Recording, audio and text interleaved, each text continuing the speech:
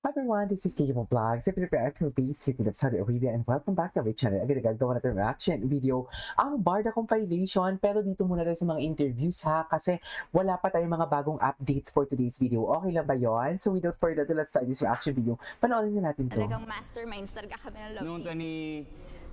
2016 pa lang Si Barbie, Diyos ko, nag-audition dikit-dikit. ako. Pinlalo na namin, 2022, mag-love team kami. Oo. Ay, mag-love Dapat team after kami. ng pandemic tayo yung talagang Ah, cure sa cure. lahat ng Pati yung kalungkutan. Fidel, alam ko na talaga eh. Ikaw na talaga yun. Oo, 2016 pa lang. Kita nyo? Ay, baby, Sabi ko, 16 pa lang. sabi ko sa inyo. Hindi. Actually, ano to? Biglaan lang. Hindi namin alam. Hindi namin In-expect. talaga ine-expect. Kasi prior to namamahal din Maria sila ng Clara at tao. Ibarra, galing din kami sa show together yung Mano po. Kami rin yung huling nagka-work talaga. Kaso? So dito, talagang walang expectations. Kasi parang wala namang anything na nangyari doon sa Mano po. Kinikilig talaga siya. Between the two of us, yung Parang characters hindi talaga siya. namin. So parang Alam dito ko na sa Maria panood yun Clara ito, at pero Ibarra, nakalimutan ko na. hindi Panoorin rin ko naman ulit. yun yung naging focus talaga nung initial story, di ba? So, sobrang nag-click na lang talaga, tapos mas doon na rin na umikot yung storya, Match made in tapos heaven. consistent yung support ng Tama mga ba yun? tao. Kaya mas lalong nakaka-overwhelm for the both of us. I think nung nakikita ko na siya sa TikTok, Ah, kasi, di ba, kapag like ka na sa TikTok, it means people like it, di ba? So, I think, doon ko na-realize, Ang galing gumawa rin Yan. kasi ng mga fans ng mga Edits. oo, yung yeah. mga parang mini music video, ganyan. Tapos pinagko-compile nila yung mga clips namin ni Fidel tsaka ni Clay, ganun. Ako feeling ko eksena-wise parang nag-away tayo, sinampal mo ako. ay, hindi pa yun eh. Mas yung yung binigyan mo ako ng panyo, yun di ba umiiyak ako dun sa gubat, tapos binigyan mo ako ng panyo. Feeling ko yun. Okay. Kasi parang nung time na yun, ang daming nag-tweet nung episode na yun. Tapos nung parang nag-bow siya sa akin sa pag-save kay Ibarra, from the buhaya, ganun. Kasi yun yung time na nag-switch talaga yung character ni Fidel. From yung arrogant na mayabang na negosyante, ganyan. Tapos doon parang nag-bow siya kay Clay, ganun. Feeling ko, eksena-wise doon. Actually, prior to Maria Clara, sabi ko nga, baka last ko na yun. Kasi parang na-take over na yung liking ko and love ko sa business, yung pag-artista. But Maria Clara happened and nag-work yung love team namin. So, dapat pala hindi na siya sa I'm Maria here, Clara. getting interviewed by you guys. Okay. So, I mean, I'm super thankful kasi yung mga ganito opportunity rare lang, and also, like to be love team with Barbie.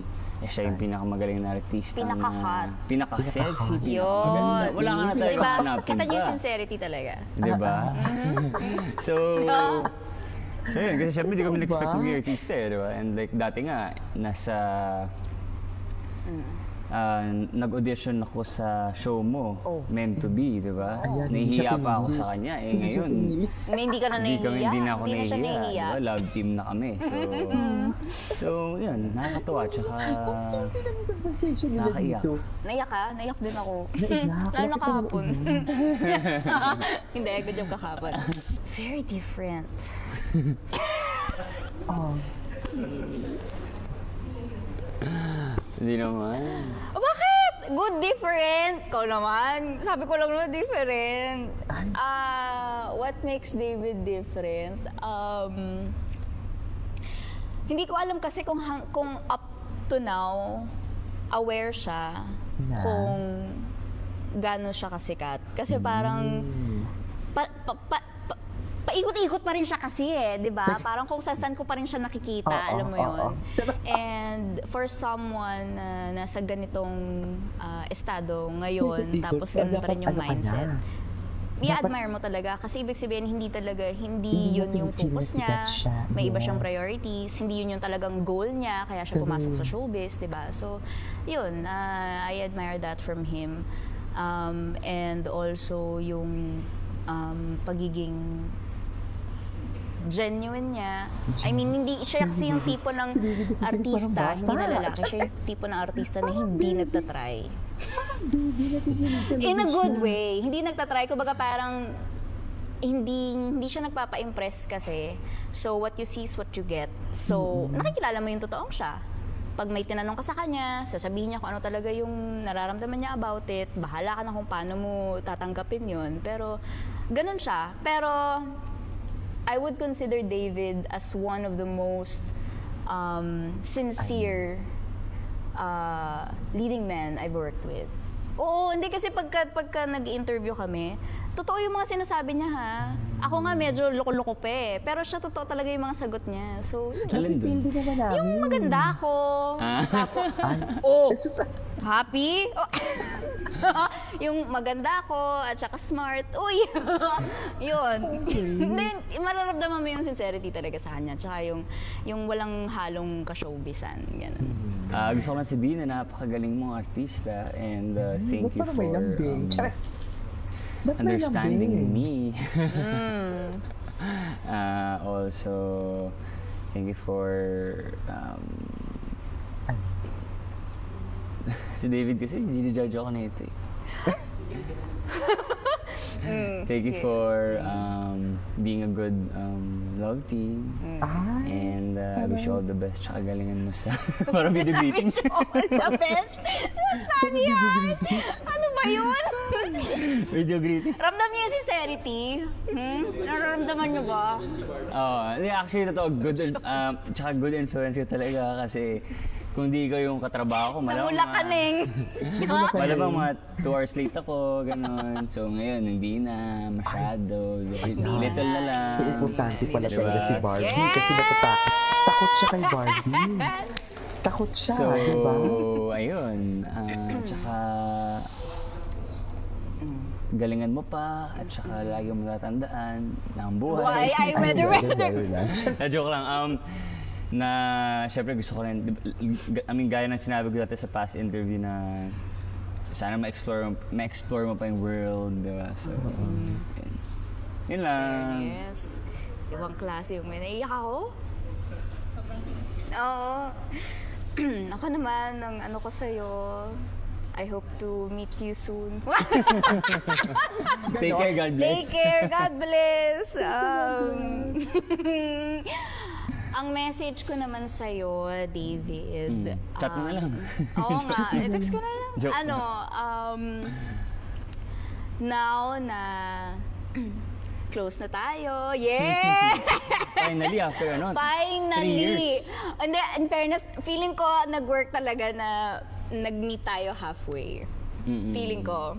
May effort siya na dumating on time. Tapos ako, pag medyo hindi dumadating sa call time, acceptance. So, nag-meet kami halfway.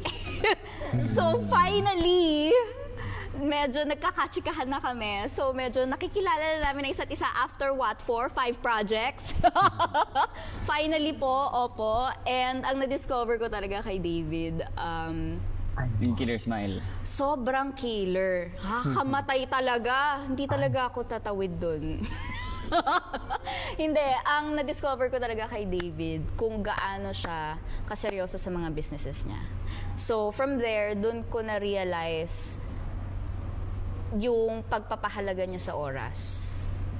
So, nagigets, So, binago pala ngayon talaga, nagigets ko no? na Binago why talaga he always ni- needs to ni- leave ni- early, bakit minsan late siya dumadating, nabuo yung understanding na ganun. So, parang from there,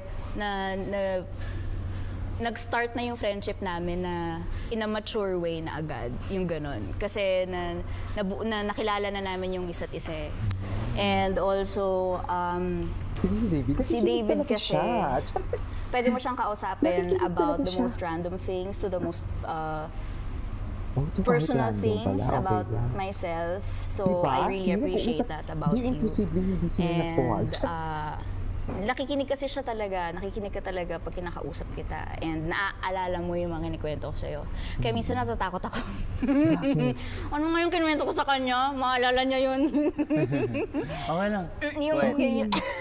You can count on So me, yun, he really ganon. pays attention sa mga sinasabi ko. He really listens. And pag nagbibigay ka ng advice sa akin, talagang para sa ikabubuti ko talaga. I feel like. So yun, na-appreciate ko yun from you. And sana dito sa next project natin, mas matulungan pa natin ang isa't isa in terms of yung, alam mo yun, parang pagtanggal bagot sa set or pagka medyo stress or pagka-challenging yung eksena, yung gano'n. Sana mas magkatulungan pa tayo and also to make this love teamwork, 'di ba? Pero to sum it all up, I'm really thankful dahil parang naging ano ka, anong tawag doon? Solid. Hindi. Hindi. Liquid. Hindi. Solid gas. Gas. Naging parang, putol pala to. ikaw yung parang naging to. anchor nitong love team. May ganun pa. Okay. Putol nga. Ay, hindi siya putol. Anyway, so this is our for today's video. Actually, isa din pala talaga, no? Ngayon ko lang na isa din sa na-influensyahan pala talaga ni Barbie si David pagdating sa oras ng kanyang pag-work na hindi na siya nalilate in everything, which is yun din naman talaga ang nakita ni Barbie kay David na ang laki ng pinagbago ni David, no? So yeah, that is all for today's video. This is Kibo Vlogs. See you on my next vlog.